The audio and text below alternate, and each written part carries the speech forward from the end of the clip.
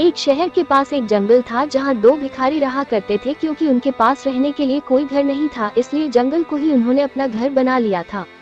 किसी इंसानों के घर के पास रहने पर वो उन्हें वहाँ से हटा देते, इसलिए उन्होंने जानवरों के घर यानी कि जंगल में ही रहना मुनासिब समझा। स्वाभाविक रूप से वे दुश्मन की तरह एक दूसरे को देखते थे, क्योंकि वे एक ही पेशे में थे और दोनों में एक दूसरे से ज्यादा भीख के पैसे जुटाने की प्रतिस्पर्धा थी। दोनों भिखारियों में से एक अंधा था और एक लंगड़ा था, और वे हमेशा अपने ग्राहकों, भीख देने वाले लोग को लेकर झगड़ते रहते थे। आप नहीं जानते कि भिखारी आपके बारे में क्या बातें करते हैं। उनके अपने ग्राहक हैं, उनके अपने क्षेत्र हैं।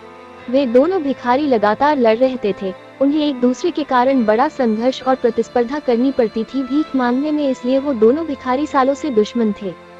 ये दुश्मनी ऐसे ही चलती रहती, लेकिन एक दिन जंगल में आग लग गई। अंधा भिखारी चलने और दौड़ने में पूरी तरह सक्षम था, लेकिन यह उसके लिए खतरनाक था, कारण वह देख नहीं पा रहा था कि वो सही दिशा में जा रहा है या नहीं। लंगड़ा आदमी सब देख तो सकता था, लेकिन अपने आप नहीं चल सकता था।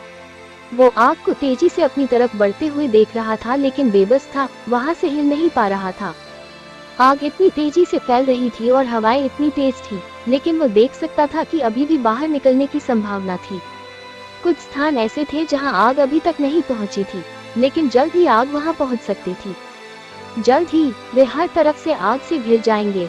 वे दोनों अपना सारा विरोध, प्रतिस्पर्धा भूल गए। ये लड़ने का समय नहीं था, यह एक होने का समय था।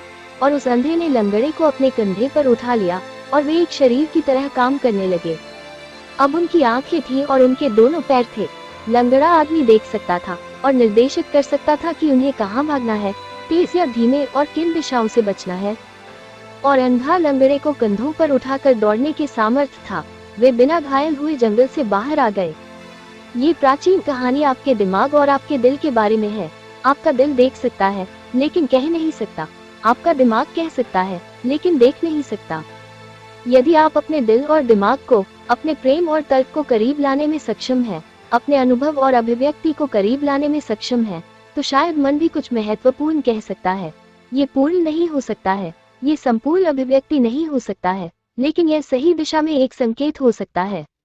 मैं ऐसा नहीं कहता कि दोनों के साथ आने से गलतियां नहीं होगी, लेकिन उतनी नहीं होगी जब वे अलग अलग रहते हुए होती है। ऐसी ही मजेदार कहानियाँ सुनने के लिए हमारे चैनल को जरूर सब्सक्राइब करें, और वीडियो पसंद आई हो तो वीडियो को लाइक करें, कमेंट करें।